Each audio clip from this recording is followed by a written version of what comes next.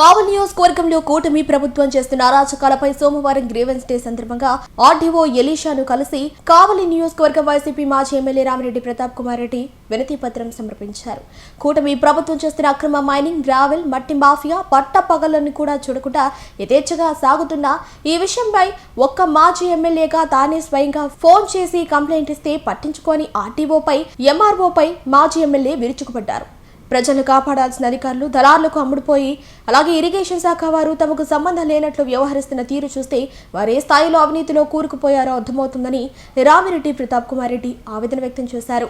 RDO ఆఫీస్కి రావటం కావలి నియోజకవర్గంలో అక్రమంగా గ్రావెల్ దోపిడీ విచ్చలవిడిగా జరుగుతూ ఉందని మొన్న రాత్రి నేను విత్ వీడియోస్, ఫొటోస్, టైమింగు అన్నీ ఆర్డీఓ గారికి పెట్టడం జరిగింది, ఎంఆర్ఓ గారికి పెట్టడం జరిగింది, కలెక్టర్ గారికి ముందు రోజు వినతి పత్రం ఇవ్వడం జరిగింది,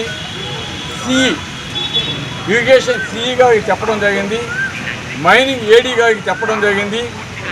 ఒక చెరువు కాదు, 2 చెరువులు కాదు, ప్రతి ఒక్క చెరువులో కూడా 100 కొద్ది టిప్పర్స్, అదేవిధంగా 200 జేసీపీలు పెట్టి అటు చెన్నైపాలెం చెరువు, ఇటు కావలి చెరువు, అటు తిప్ప, అదేవిధంగా ఈరోజు జగనన్న కాలనీలో కావలి ముసునూరు జగనన్న కాలనీలో వెనక వైపు ఉన్న గుంటలు ఇక్కడంతా కూడా ఈవెన్ ఇప్పుడు కూడా మట్టి ఎత్తుతూ ఉన్నారు. మొన్న నైట్ నేను చెబితే ఇంతవరకు ఆర్డీఓ గారు కూడా స్పందించలేదు, యాక్షన్ తీసుకోలేదు. కలెక్టర్ గారు నిద్రపోతున్నాడు, జాయింట్ కలెక్టర్ ఏం చేస్తున్నాడు, ఈ జిల్లాలో కలెక్టర్ ఉన్నాడో ఏదో, ఆర్డీఓ ఉన్నాడో ఏదో ఇక్కడ కావాలో అర్థం కావడం లేదు. ఏదో వాళ్ళకి ఏమైనా కమిషన్ ముట్టుతున్నాయా, వాళ్ళు కూడా దీంట్లో భాగస్వామ్యం అయ్యారా అనేది మా అందరికి కూడా డౌట్ వస్తూ ఉంది.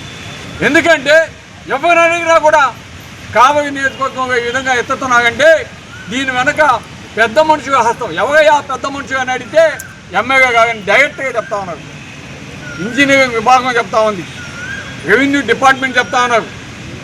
ఈ వెహికల్స్ ఎవరి అంటే ఎమ్మెల్యే గారు అని చెప్తున్నారు. అంటే ఈ విధంగా విచ్చలవిడిగా దోస్తూ ఉన్నా కూడా చూస్తూ ఏమీ పట్టించుకోకుండా రైతాంగం విరవిరలాడిపోతూ ఉంది. చెరువులో నీళ్లు ఎదిగేశారు, 2వ పంటకి నీళ్లు ఇవ్వకుండా తాగునీటికి ఇబ్బంది పడే విధంగా నీళ్లు లేకుండా ఈరోజు చెరువులో నీళ్లు ఎత్తేసి ఈ విధంగా గ్రామ దోపిడీ, మట్టి దోపిడీ చేస్తూ ఉంటే, వేవర్స్ తోగుతూ ఉంటే ఈ అధికారులు ఏం చేస్తున్నారు, ఈ విజిలెన్స్ అధికారులు ఏం చేస్తున్నారు అని ఈరోజు ప్రతిగడుతున్నారు. మేము కూడా అడుగుతున్నాం. అందుకే ఈరోజు బయటకు వచ్చాం. ఈరోజు చెప్తున్నాం, అధికారులుగా మీరు వీటి మీద చర్యలు తీసుకుంటారా లేదా వైఎస్ఆర్ కాంగ్రెస్ పార్టీ స్పాట్కు పోతాం, అడ్డగిస్తాం, మా వెహికల్స్ అడ్డం పెడతాం, మేమంతా కూడా రోడ్డు బ్యాక్ చేస్తాం, లేదా మీరు ఆపుతాగా లేదా ఆలోచించుకోండి అని చెప్పేదానికి ఈరోజు గ్రీవెన్స్ డేకి వస్తే ఆర్డీఓ గారు చెప్తారు, నేను బిజీగా ఉన్నాను, నేను తీసుకోలేను, 1 గంట కానీ 2 గంటలు కానీ. గ్రీవెన్స్ డే అయినప్పుడు మా అర్జీ ఇచ్చేదానికి ఆర్డీఓ ఆఫీస్కో, ఎంఆర్ఓ ఆఫీస్కో, ఏదో మున్సిపల్ ఆఫీస్కో పోతాం. టైమింగ్స్ ఉంటాయి కాబట్టి ఆ టైమింగ్స్గా వచ్చిన ఈ టైంగా కాదు ఆ టైంగా కమ్మంటే వచ్చిన వాళ్ళంతా మరీ వచ్చేదానికి మాకు ఇంకేం పనుగొండవా? ఈ విధంగా అధికారులు ఇర్రెస్పాన్సిబిలిటీగా ఏ విధంగా ఉన్నారో అర్థమవుతోంది. దీని వెనక అధికారులకైనా ముడుపు అందుతున్నాయా అనేది మాకు కూడా డౌట్గా ఉంది. ఈరోజు ఇరిగేషన్ అధికారులు అయితే దేర్ ఇస్ నో డౌట్, వాళ్ళకి ఏ విధంగా ముడుపుగా అందుతున్నాయో కూడా అందరికీ అర్థమవుతోంది. బహుశా రెవెన్యూ అధికారులు కూడా దాంట్లో మునిగి తేలుతున్నట్టుంది. అందుకే ఈరోజు మాకు రెస్పాండ్ కావటం లేదు. ఒక మాజీ ఎమ్మెల్యేగా మేము ఇక్కడికి వస్తే రెస్పాండ్ కాకుండా ఈ విధంగా ఎంత మాత్రం సబబని మేము అడుగుతా ఉన్నాం.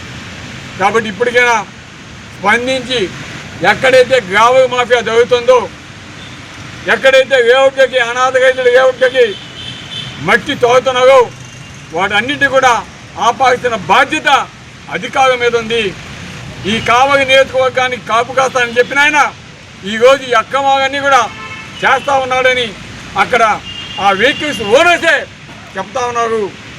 కాబట్టి ఇన్ని కంట్రోల్ చేయాల్సిన బాధ్యత ఆ కాపు కాసే నాయకుడికి కూడా ఉంది.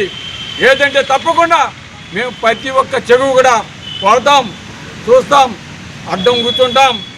అడ్డం కూర్చున్నామంటే కరెక్ట్ వచ్చేదాకా రకం గుర్తుపెట్టుకోండి.